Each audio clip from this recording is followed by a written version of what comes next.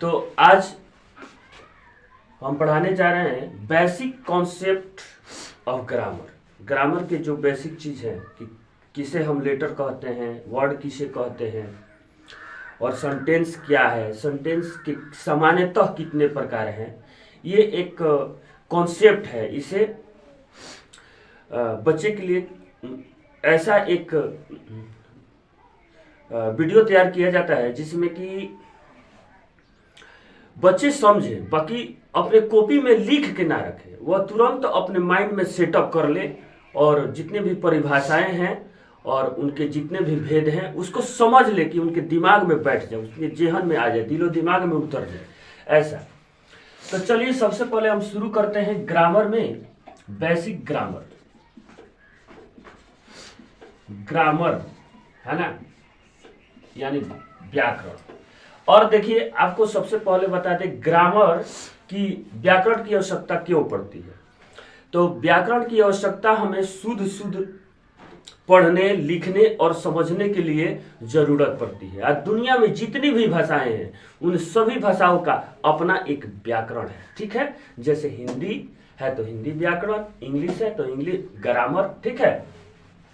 चलिए तो सबसे पहले हम जान लेते हैं कि किसी भी भाषा को पढ़ने के लिए हमें अक्षर की पहचान और जानकारी होनी चाहिए। तो अक्षर किसे कहते हैं, ठीक है, यानी लेटर। और लेटर में आपको सबसे पहले बता दें लेटर LETTER, लेटर मीन्स होता है अक्षर। क्या होता है? अक्षर या वर्ण, ठीक है। लेटर माने पत्र भी होता है, लेटर माने पत्र भी होता है, लेकिन लेटर माने अक्षर या वर्ण, है ना। जैसे क ख ग घ जो है, क ख ग घ है ना, ओ आ ABCD है ना, इसको हम लेटर अक्षर या लेटर अक्षर या वर्ण कहते हैं, ठीक है। अब देखिए कितने एक लेटर का आपको लेटर का स्पेलिंग और बता रहे हैं। LATTER, ये लेटर मीन्स होता है, लेटर मीन्स होता है अनुवर्ती या दूसरा। अनुवर्ती हो जाएगा, इसका माने होता है अनुवर्ती या दूसरा। अनुवर्ती हो जाएगा आपको एडजेक्टिव और दूसरा हो जाएगा आपको नाउन, ठीक है। एक आता है लेटर LATER, लेटर माने बाद में। क्या होता है? बाद में। ये तीनों का उच्चारण एक ही जैसा होता है।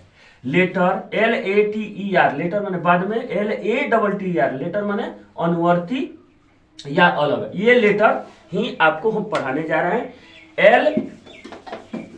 लेटर किसे कहते हैं, है ना, यानी वर्ण किसे कहते हैं, है ना। ये लेटर अक्षर क्या है, अक्षर क्या है, इसके बारे में हम बताने जा रहे हैं, इस पर ध्यान दीजिए। तो लेटर क्या है कि लेटर भाषा की सबसे छोटी इकाई है जिसका खंड या टुकड़ा नहीं किया जा सकता, है ना। A letter is the very smallest unit of the language that cannot be divided, है ना। ये चीज जैसे क, ख, ग, घ, है ना, आपको आ जाएगा ओ, आ, है ना, हर सही दीर्घ ई, चाहे ABCD, है ना, ABCD आ जाएगा। इसका खंड या टुकड़ा नहीं किया जा सकता। ये जो है ये अलग अलग ये भाषाओं के, ये भाषा के सबसे छोटी ध्वनि है, छोटी ध्वनि है जिनका कुछ खास उच्चारण है। जैसे इसको क कहेंगे, इसको ख कहेंगे, ठीक है। इसको हम खंड या टुकड़ा नहीं कर सकते, ठीक है।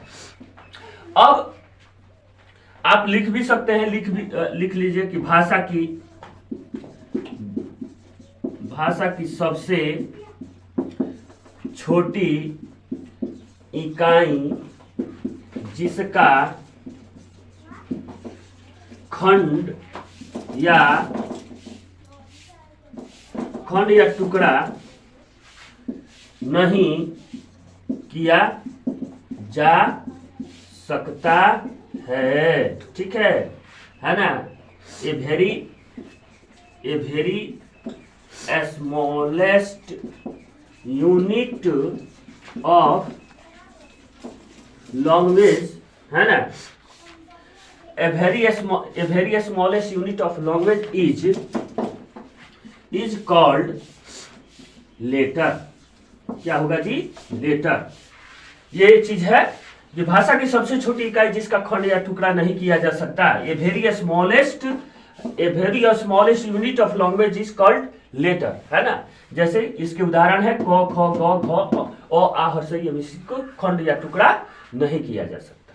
ठीक है, अब आते हैं, आपको बताते हैं कि यह अक्षर हो गया, और सभी भाषाओं को पढ़ने के लिए हमें अक्षर की आवश्यकता होती है। ठीक है, अब हमारे हिंदी भाषा में भी अक्षर है, अंग्रेजी में है, अंग्रेजी में 26 लेटर है। ठीक उसी तरह से दुनिया के बहुत सी भाषा है, उनके अपने अपने वर्णमाला है। ठीक है, क्या है जी? वर्णमाला, जिसमें अक्षरों का एक समूह रहता है, उसे वर्णमाला कहते हैं। जैसे क ख ग घ, कवर्ग चवर्ग, है ना, टवर्ग पवर्ग, है ना, अंत अस्थ, है ना, स्पर्श वर्ष, ये सारे मिलकर हिंदी के वर्णमाला बनाते हैं, है ना। ठीक उसी तरह से ABCD EFGH जेड तक ये अंग्रेजी के वर्णमाला है ना। तो वर्णमाला को कहा जाता है अल्फाबेट। क्या कहा जाता है? अल्फाबेट। ठीक है, अब हम आगे इसको एक्सप्लेन करेंगे और बताएंगे, एक्सप्रेस भी करेंगे कि क्या है। तो अब आते हैं कि वर्ड क्या है। वर्ड मतलब होता है, क्या होता है बाबू? शब्द, है ना। ये शब्द क्या है? ठीक है, ये शब्द क्या है, इनके बारे में जानिए। तो शब्द जो होते हैं वो भाषा की सबसे छोटी इकाई होती है। ये भी शब्द, लेकिन इसका कुछ माने निकलता है ना। The smallest unit of language which has a particular meaning and can be expressed by itself. The smallest discrete meaning unit of language. ठीक है, discrete of meaning of language ये आपको होता है। ठीक है, तो लिखेंगे कि the smallest unit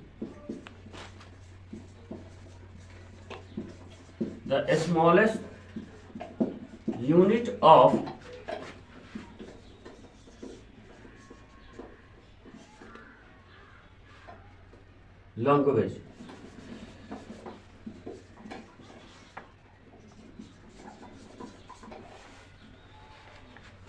language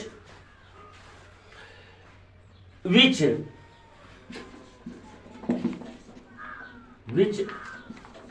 has a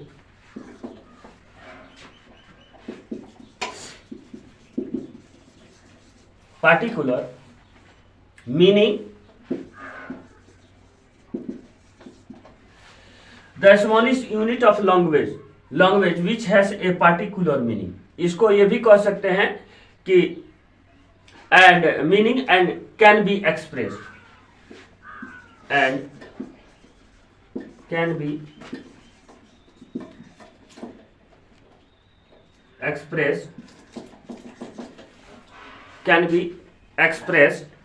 और भाषा शब्द क्या है कि शब्द जो है अक्षरों के सार्थक मेल से, है ना, अक्षरों के क्रमबद्ध मेल से, है ना, शब्द बनते हैं। क्या बनते हैं जी? अक्षरों के साथ क्रमबद्ध मेल से शब्द बनते हैं, जिनका कुछ एक अर्थ निकलता है। क्या निकलता है? यहाँ पर लिख दीजिएगा, वर्णों के सार्थक या वर्णों के क्रमबद्ध मेल से शब्द बनते हैं, जिनका कुछ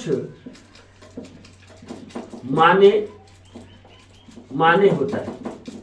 जिसका मान होता है, कुछ मान होता है, जिसका कुछ मान होता है, चाहे मान निकलता है। ठीक है, ये है। अब जैसे कि आप देख लीजिए, उदाहरण में हम बताएंगे आपको, उदाहरण बताएं। जैसे कि आपके सामने हम ले लिए नमक, न म क, ठीक है। ये जो नमक है ये बना हुआ है न धन म क, है ना, न म क। ये आपको बताया है कि दो या दो से अधिक वर्णों के सार्थक क्रमबद्ध मेल से शब्द बनते हैं। यही ना बनता है जी, दो या दो से, है ना। आप पढ़ते हैं तो दो अक्षरी, तीन अक्षरी, है ना, आ की मात्राएं सब पढ़ते हैं, ठीक है। तो दो या दो से अधिक क्रमबद्ध सार्थक मेल से ही शब्द बनते हैं, शब्द का निर्माण होता है, जिसका कुछ एक पार्टिकुलर मीनिंग होता है, कुछ अर्थ निकलता है, जिससे बात समझ में आता है। जैसे कि नमक, यहाँ लिखा है, नमक क्या है? नमक जो हम लोग क्या बोलते हैं, अपने भोजन में, भोजन सामग्री में डालते हैं, टेस्ट, है ना, खाना को टेस्टी बनाने के लिए, ठीक है। नमक, ठीक, नमक क्या है? तो आपके नमक जो है ना, आपके सारे खानों को जो बनाए हैं, लजीज खाना, बेहतरीन खाना, स्वादिष्ट खाना, है ना, डिलीशियस फूड, वो उसको क्या करता है कि आपको स्वादिष्ट बना देता है। ठीक वैसे ही ग्रामर की अगर हम बात करें ना, तो आपके जीवन में आप पढ़ाई पढ़ रहे हैं लेकिन उसमें ग्रामर नहीं है ना, तो उसमें उतना मजा नहीं आएगा। इसलिए ग्रामर नमक की काम करता है, बड़ा स्वादिष्ट बना देता है ना, बहुत बेहतरीन बना देता है ना, आपके शब्दों में खासियत ला देता है। और नमक, अब नमक की बात करें हम, तो नमक न म क 3 वर्णों से बना है। तो ये नमक जो है, इसका कुछ अर्थ निकल रहा है, मीनिंग, जिसका अंग्रेजी हम साल्ट कहते हैं ना जी। लेकिन अगर हम यही लिख दे, इसी न म क को, है ना, डिसऑर्डर में लिख दे, माने इधर उधर करके, है ना, तो यहां पर लिख देते हैं क न मो, ठीक है। क भी है, न भी है, मो है। ये क्या उच्चारण करेंगे? कौनम। कौनम कोई शब्द नहीं है ना, कोई इसका कोई अर्थ निकलता है। तो इसलिए कहा जाता है कि जो शब्द है ना, इन शब्द के आपको 2 पार्ट होते हैं। क्या होता है जी? एक सार्थक और एक होता है एक निर्थक। क्या होता है? सार्थक और निर्थक। तो नमक जो है, ये नमक जो है वो सार्थक है, शब्द है, जिसका कुछ मीनिंग निकलता है, यानी ये शब्द है। लेकिन कौनम ये निर्थक शब्द है, इसका कोई माने नहीं है, ये शब्द नहीं है, ठीक है। अब जैसे कि उदाहरण में देख लीजिए कि जैसे अक्षर है पी एन और ई, है ना, ये अक्षर है। पी भी अक्षर, एन भी अक्षर, ई भी अक्षर है। और इसका जब हम सही क्रमबद्ध कर दीजिए तो पी ई एन क्या हुआ? पेन। पेन माने क्या होता है जी? कलम होता है ना। लेकिन ई पी एन ये भी है, इसमें ई भी है, पी भी है और एन भी है, लेकिन ई पी एन कोई, इसका कोई माने नहीं निकलता है। ये है निर्थक शब्द, इसका कोई माने नहीं, ये शब्द नहीं है ना, ये शब्द नहीं है, ठीक है। ये चीज है, आप हमेशा याद रखिए। और अब शब्द जो होते हैं सार्थक और निर्थक होते हैं। शब्द के 2 भेद होते हैं, एक सार्थक और निर्थक। वास्तविकता ये है कि जिनके अर्थ निकलते हैं, जिनके पार्टिकुलर मीनिंग होते हैं, वही शब्द कहलाते हैं, बाकी कोई शब्द नहीं है, ठीक है, जिसका कोई अर्थ नहीं है। अब हम आपको बताते हैं कि वाक्य किसे कहते हैं, ठीक है। अब देखिए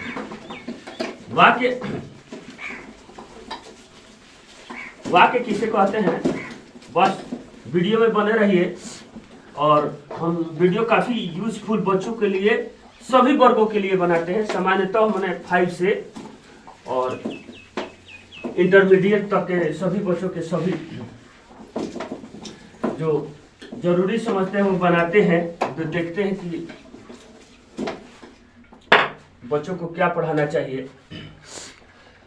और अब देखिए, अब ग्रामर की बात करें तो सबसे पहले यहाँ क्या आया, लेटर। क्या आया जी, लेटर। लेटर के बाद क्या बना, लेटर से क्या बना, वर्ड बना। क्या बना, वर्ड। अब वर्ड से क्या बन जाएगा, सेंटेंस। सेंटेंस। सेंटेंस यानी लेटर से शब्द बनते हैं और लेटर से ये वर्ड बनते हैं और वर्ड से सेंटेंस बनते हैं। लेटर माने अक्षर, अक्षर या वर्ण, वर्ड माने शब्द, और शब्द से बन गए वाक्य। क्या बन गए, वाक्य। वाक्य। अब देखिएगा वाक्य दिख रहा है, हाँ? ठीक है। अब वाक्य, अब हम वाक्य की अगर बात करें कि वाक्य क्या है, वाक्य क्या है, तो शब्दों के क्रमबद्ध मेल से क्या बनते हैं जी, वाक्य बनते हैं, जिनका पूरा पूरा अर्थ मालूम होता है, प्रकट होता है, निहित होता है। ठीक है, शब्दों के सार्थक मेल से शब्द का वाक्य का निर्माण होता है, जिसका पूरा पूरा भाव हमें मालूम हो जाता है। ठीक है, लिख सकते हैं आप,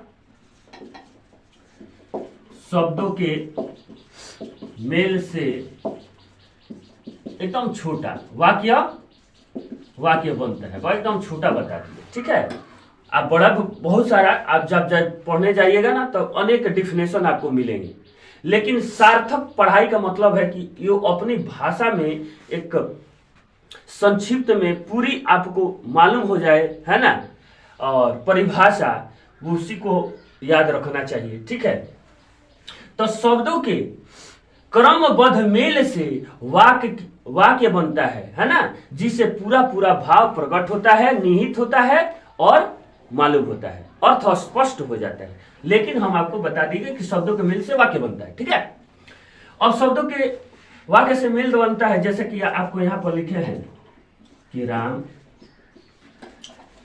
खाता है और आम। ठीक है, एक शब्द, 2, 3 और 4। ठीक है, अब इसको हम सही क्रमबद्ध कर देंगे। ठीक है, ये कोई वाक्य नहीं है, ये डिसऑर्डर में। क्या है जी, डिसऑर्डर में, है ना। तो डिसऑर्डर में अब इसको ऑर्डर करेंगे, यानी क्रमबद्ध करेंगे, तो इसका नाम निकलेगा कि राम आम खाता है। क्या हुआ जी, राम आम खाता है। इसका पूरा अर्थ मालूम चल गया ना कि राम आम खाता है। अगर हम खाली कह देते राम, तो राम एक नाम, कौन राम ये भी नहीं मालूम, क्या करता है ये भी नहीं मालूम, खाता खाली कह दिए खाता, तो कौन खाता है ये भी नहीं मालूम चलता। आम खाली कह देते आम, तो आम कौन आम, पका है ना कि कच्चा, कि कहाँ है, कैसे है, कौन बेच रहा है कि नहीं, कौन खा रही है, नहीं मालूम चलता। लेकिन यहाँ पर पूरा इसको, ये जितने भी शब्द आए, जितने भी यहाँ राम खाता है आम, इसका अगर हम एक सही क्रमबद्ध कर दिए तो मालूम चल गया कि राम ही आम खाता है। ठीक है, कौन खाता है, हाँ। जैसे यहाँ पर लिख दिए कि मैंगो ए ईट और आई। ठीक है, ये अंग्रेजी के का गए जी 4 शब्द, 4 वर्ड्स है ना, लेकिन ये डिसऑर्डर में, इनको सही क्रम करेंगे तो इसका अर्थ निकल जाएगा कि आई ईट ए मैंगो। क्या हुआ जी, आई ईट ए मैंगो, चाहे राम इट्स ए मैंगो। ठीक है, तो मैं आम खाता हूं, कौन आम, अब यहाँ कौन आम खा रहा है, मैं खा रहा हूं। तो यहाँ पर मैंगो ए ईट और आई, ये अलग अलग जो है ना वर्ड से एक सेंटेंस का निर्माण हुआ, जिससे पूरा पूरा भाव हमें निहित हुआ, मालूम हो गया, प्रकट हो गया और हम समझ गए। ठीक है, इसी को हम वाक्य कहते हैं। क्या कहते हैं, वाक्य कहते हैं। अब रहा बात कि वाक्य जो है, वाक्य को अगर हम बताएं तो वाक्य सामान्यतः जो है ना, सभी वाक्य जो है सामान्यतः 3 प्रकार के हैं, है कि नहीं, जो सभी वाक्य के सभी भेदों में होते हैं। वाक्य के जितने भी भेद हैं, उनके सभी भेदों के वो उपभेद होते हैं, सब में रहते हैं। कौन से? तो अफर्मेटिव वाक्य के सेंटेंस है, सेंटेंस इनके भेद होते हैं। कौन कौन जी? तो देखिए अफर्मेटिव, अफर्मेटिव सेंटेंस, ठीक है। ये सेंटेंस है अफर्मेटिव यानी सकारात्मक, सकारात्मक वाक्य, ठीक है। ये उसके बाद आता है आपको निगेटिव। क्या आता है? निगेटिव, निगेटिव आता है न, यानी नकारात्मक, नकारात्मक वाक्य। एक आता है